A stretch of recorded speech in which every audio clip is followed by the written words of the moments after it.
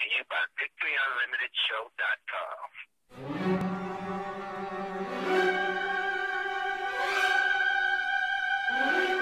Another mission for Victory Unlimited. Throwing thought grenades and knowledge bombs from his electronic arsenal, the Battle Plan. In military records classified as a war criminal, Victory Unlimited is really a rogue soldier for higher thinking. His true identity known only to select members of the world government. And now, to protect the rights and lives of decent civilians everywhere, flies Victory Unlimited.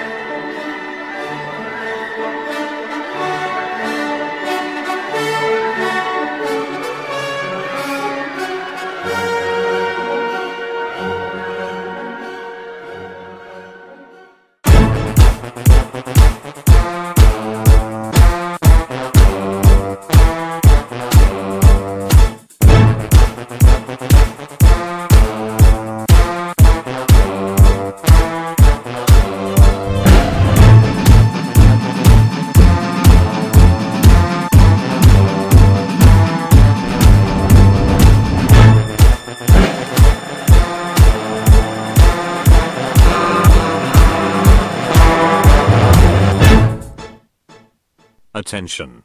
We interrupt your usual programming to bring you a special audio intelligence report from the Victory Unlimited show.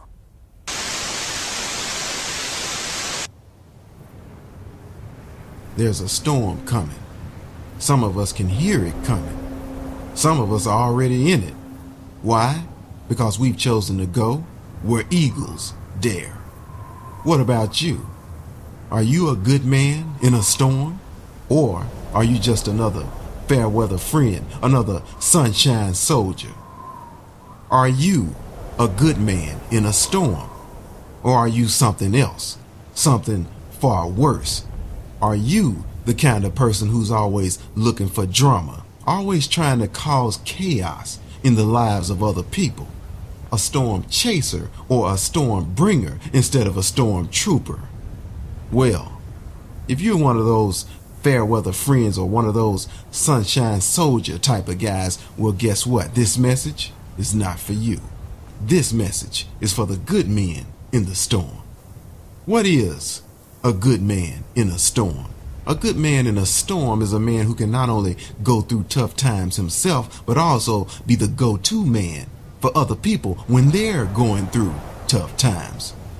Some of us have seen more than our fair share of ill winds blow away our friends, associates, and loved ones like so much debris all around us. Still, others of us have found ourselves caught up in the same storms just by virtue of our proximity to some of those same associates, friends, and loved ones.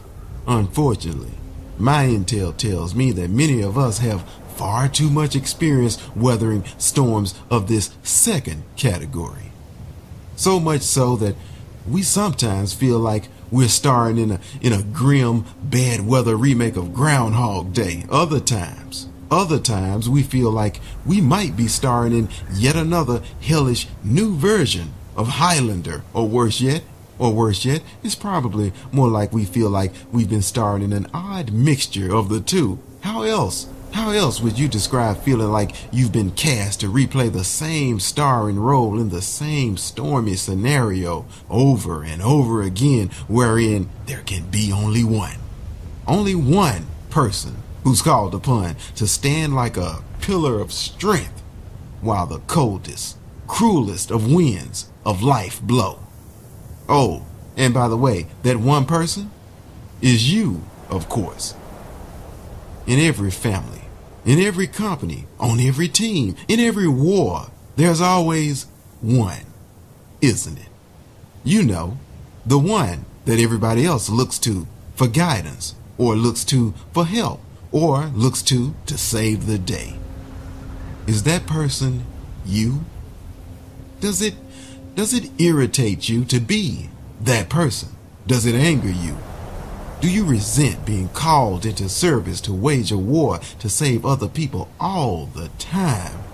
Or does it just make you sad that life seems to have damn near required that you take on that mission over and over again? If it does, do you sometimes find yourself asking, why is it always me? Why am I the one? Why do people think that there can be only one? Why the hell can't it be two? Why can't it be 3 or 4 of us instead for a damn change? Hey, I feel your pain. But I'll go ahead and answer your rhetorical question, why you, with a question. Why not you? Or better yet, if not you, who? Sometimes, like it or not, you are the good man in the storm because you're the only one who can be. Sometimes, so many challenges and adversities that you feel forced to face become your responsibility simply because you are the only one who has the ability to respond. What storms are blowing through your life right now? What? None? Did you say none? Well, you should consider yourself blessed, fortunate, or quote-unquote lucky, whatever word you like best. But no matter what word you choose, you better believe that that fair weather state that you find yourself in right now will only be temporary. Or maybe you're one of those people who are so arrogant that you think that you're somehow perpetually immune to the pressures of life, that you're somehow permanently insulated from the struggles and the hardships that other people go through. Maybe you're one of those people who has actually had an easy life so far. Or maybe you're someone who thinks that your education, your money, your willpower, or just the power in your own hand will always be enough to deliver you out of any situation that you ever find yourself in.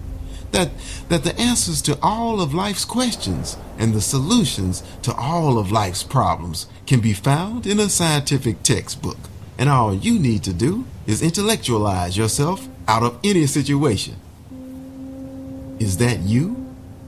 Is that you? If that is you, my guess is that the reason why you feel the way that you do is probably because you just haven't been hit by the right storm of life yet. Don't let your conceit lead you to fall into a false sense of security. There is always a storm gathering on the horizons of our lives somewhere. There's always a perfect storm on the way. And when I say perfect, I don't necessarily mean that in a good way. I mean that in the sense that there'll always be a storm coming that's perfectly designed to take you to a higher level of character if you're fortunate, or just take you out if you're not. And when that storm comes, your makeshift machismo, your short-sighted condescension will be of no help to you. Listen to me closely. There is no higher learning that will leave the same kind of impact on your life than graduating from the School of Hard Knocks will. I know your kind very well. And many people listening to this message right now know people just like you too. Tiptoeing through the tulips is your favorite dance. Playing dodgeball when life throws hard questions at you is your favorite sport. You think that the day will never come when your evolutionary psychology, your nihilism, and your horizontal thinking will fail you. But I'm here to tell you that this is life, and no one gets out unscathed. Into every life, not only will a little rain fall, but a Category 5 hurricane will blow. And when that happens, there you will be, with no faith, just facts. Failing to realize that one of the things that gives us the power to change facts is having the boldness to believe that they can be changed. Yeah. But again, like I said, there you will be, armed only with your regurgitated advice, based on pat answers, force-fed to you by an army of brainwashers, cleverly disguised as educators, gurus, and experts, whose knowledge begins and ends in the pages of books written by men and women whose quote-unquote wisdom is derived only from what they personally experienced with their five senses and is limited to their own conceits. You see, there always comes a time when the limits of horizontal thinking are reached and an opportunity to embrace a more vertical way of thinking presents itself. If you've chosen to make self-reliance to a fault your crusade, then you need to understand that self-help has a limited meaning. When you get hit by the right storm at the wrong time, then you'll become intimately acquainted with the hardcore truth of what I just said.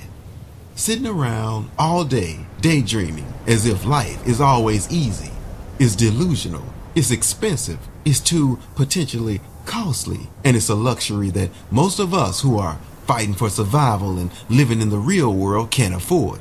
Right now, you have no cuts, no wounds, no real injuries from making your way through life.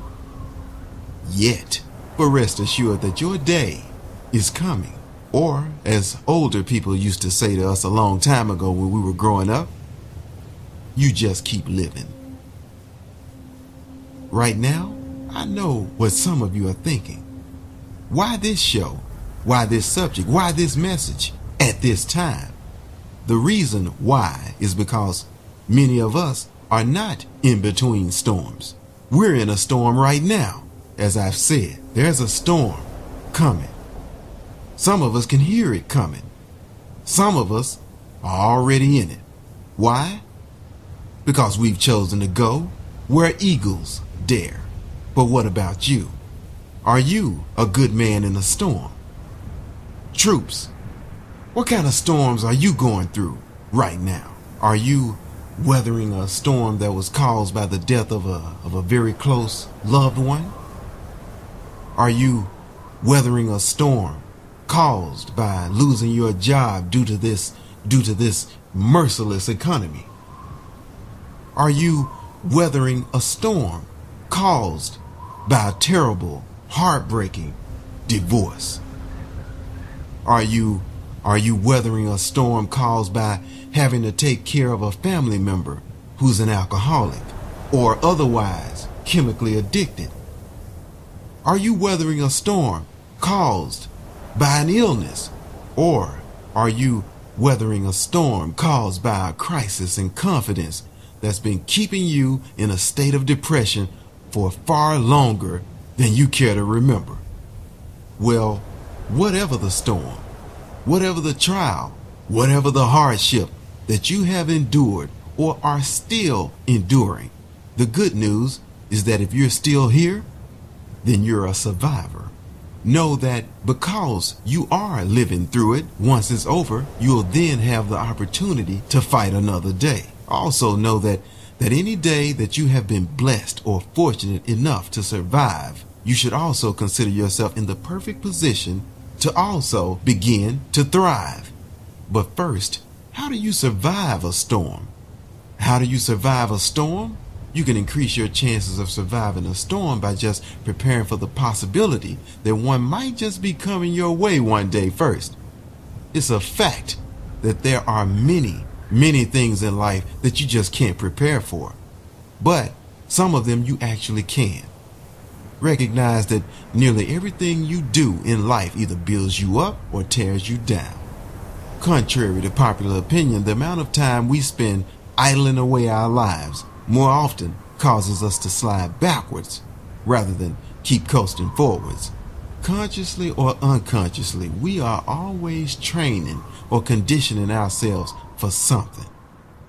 Certain problems in life that we can see coming, we can prepare for specifically, but other problems in life that we can't see coming, our best strategy is to simply focus on being prepared generally.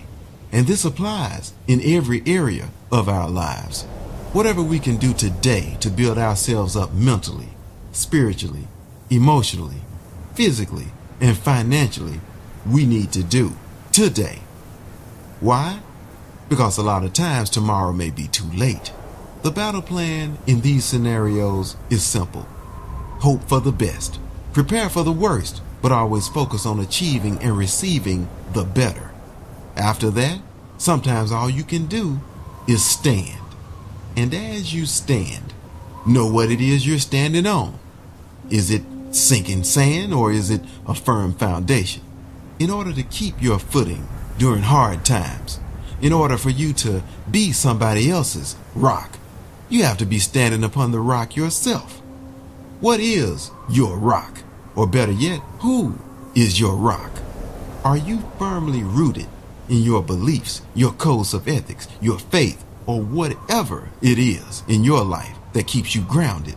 Basic training on how to survive the pressures of life beating on you from the outside is to continuously build yourself up on the inside.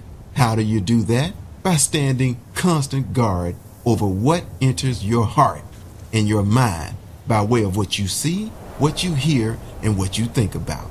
You can guard against being your own worst enemy by also keeping close watch on the words that you let come out of your own mouth. Are they constantly negative or are they mostly positive? The reason why this is so important is because whatever we feed grows. Whatever we meditate on the most, we magnify. What do you think about the most? Things that empower you or things that don't? To be the best man that you can be in any storm, I encourage you to focus more on the things in your everyday life that empower you mentally, spiritually, emotionally, physically, and financially. And I encourage you to do that before storms blow into your life or the lives of your loved ones. You've probably heard it said before, but I'm going to say it to you again. Sometimes when you're caught in the storm of life, it can grip you like a vice, but your mission should always be to keep yourself so inwardly fortified that whenever life does squeeze you, what'll come exploding out of you will be faith, hope, and determination. All three of which will produce a kind of spiritual shrapnel sharp enough to cut through all the peripheral enemies of your life, and thereby simultaneously causing your sphere of influence over your current situation to widen. The pieces of intel that I just disseminated to you are all good ways to increase your chances of surviving the storms of life. But now, how do you thrive after surviving a storm? You thrive by using it. Yes, whatever you have gone through in life, you must first choose to learn from it. And then you have to turn around and find ways to use what you've just learned. And your objective in using what you learn is for your own benefit and for the benefit of all of the other people in your life that you care about.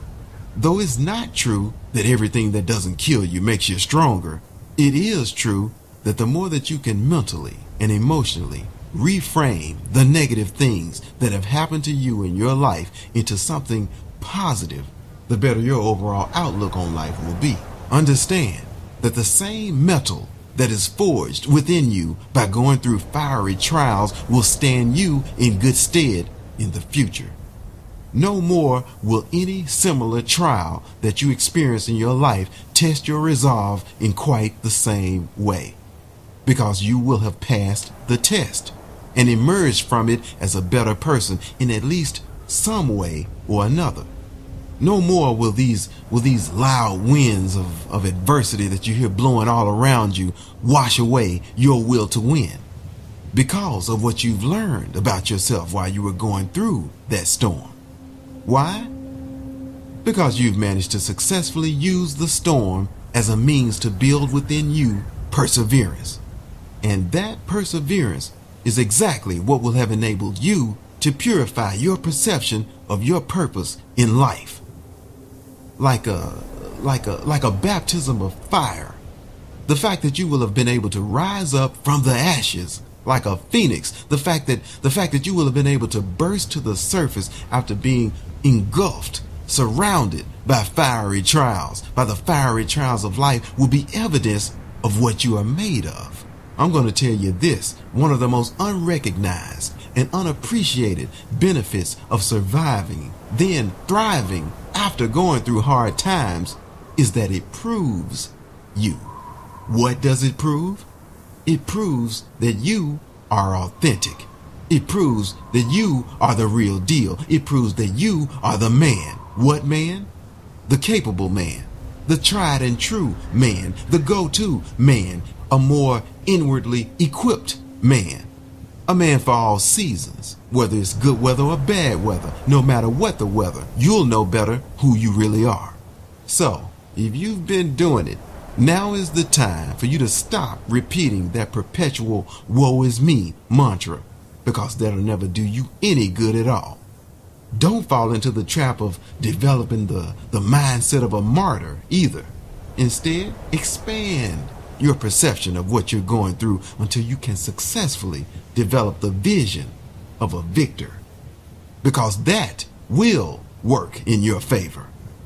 And something else I want you to remember is this: you don't always really have to go through things all by yourself all the time. You don't always have to stand alone. You just feel like you're alone all the time. And one reason why you feel like you're the only one is probably because you're just the only person that you know of that is experiencing what you're experiencing right now. I'm here to tell you this: don't hesitate to look out, then reach out before you burn out or get took out by the problems in life that you're going through. Don't let pride and ego stop you from asking for help, advice, or anything else that you may need when you need it. You hear what I'm saying to you? Think of yourself less like a sacrificial lamb and more like an eagle.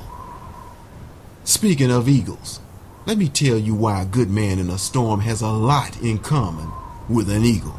The way an eagle responds to a storm can teach us a hell of a lot about how we should be responding.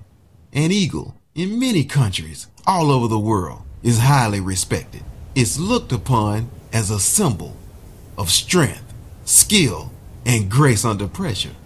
When it flies, it glides through the air with an elegance that's second to none. Eagles have eyes that see in full color. Their vision is probably about 4 times as sharp as ours, and they have natural instincts that allow them to feel changes in the weather long before those changes become potentially dangerous to their survival. Eagles can detect when a storm is coming from miles away, long before it breaks. And you know what an eagle does when it feels a storm is coming? Eagles actually fly to a high altitude and wait for the storm to come. Then, when it hits, the eagle expands its wings in such a way that it catches the winds and uses those winds to lift itself up above the storm. That's right, eagles can actually use storms to soar higher in life than they could without the storm. Now picture that for a moment. Below, you have a violent storm raging, but above you have an eagle soaring more gracefully than it's ever soared before. And not just one eagle, but in the distance, you'll sometimes see it's actually a convocation of eagles, all flying higher than they've ever flown before. You see, eagles don't create the storm, escape the storm, or even get beat down by the storm. No, they find ways to use the storms for their benefit and to exploit that majestic gift of flight that they have. You see where I'm going with this? Pause for a moment and think about it. Is this not an extraordinary metaphor to show us how we should deal with the storms in our lives? The obvious lesson here is that we don't always have to allow the storms in our lives to blow us away. We can use them to take us higher and make us better people than we were before they came. That's what good men in a storm do. They use their rock, their belief system, their faith to find their way into the eye of that storm, that place of calm, that place of peace amidst the chaos. And that's what you, me, and everybody else should do. But you can't only just stand in the middle of a storm and be safe. You have to use that place in the middle of the storm as your place to reconnect with your objectivity. To almost have something similar to an out-of-body experience or a dry land experience. Then, if possible, use your objectivity to get a handle on what's happening around you. But if you can't get a handle on the storm from inside of it, then you have to use your beliefs, your faith, and your code of ethics as a launch pad to fly above it. You see, when you're in a storm, you don't always have time to meditate, which is sometimes why you have to elevate instead. In other words, your stormtrooper objective should be to stop the urge to go into blind reaction mode, emotionally disconnect from the situation, and in a sense, fly above it. That way, it may be more possible for you to get a better, clearer look at it through the emotional distance that you can gain by achieving some level of objectivity.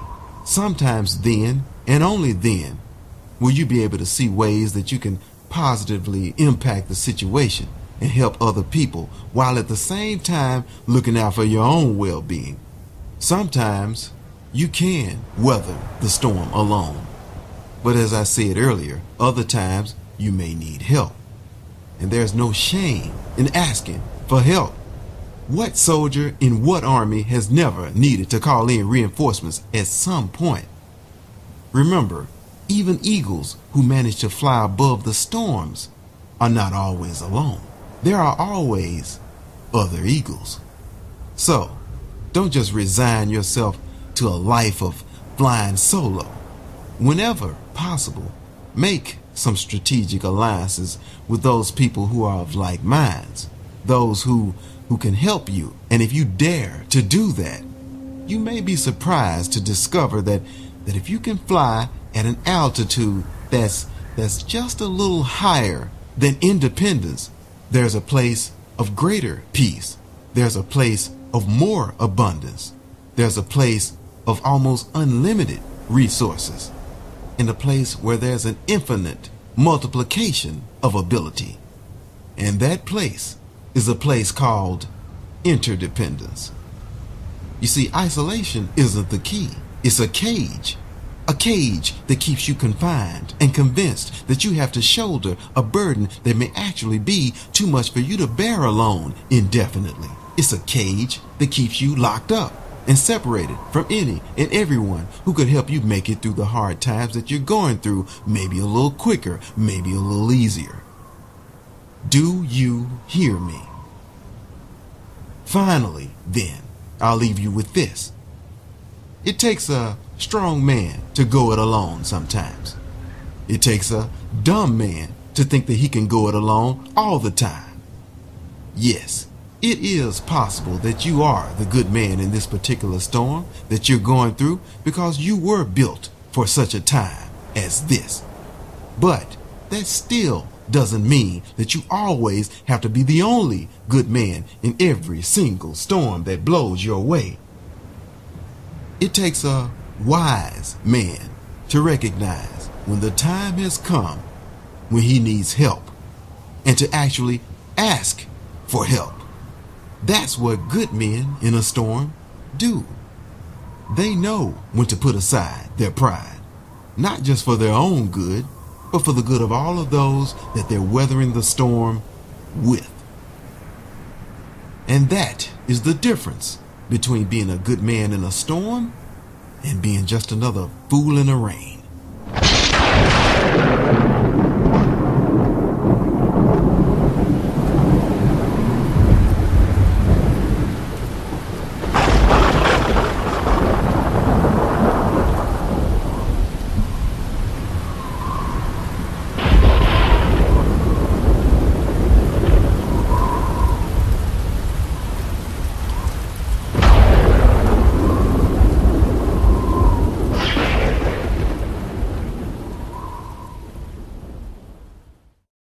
This has been a special audio intelligence report from the Victory Unlimited show.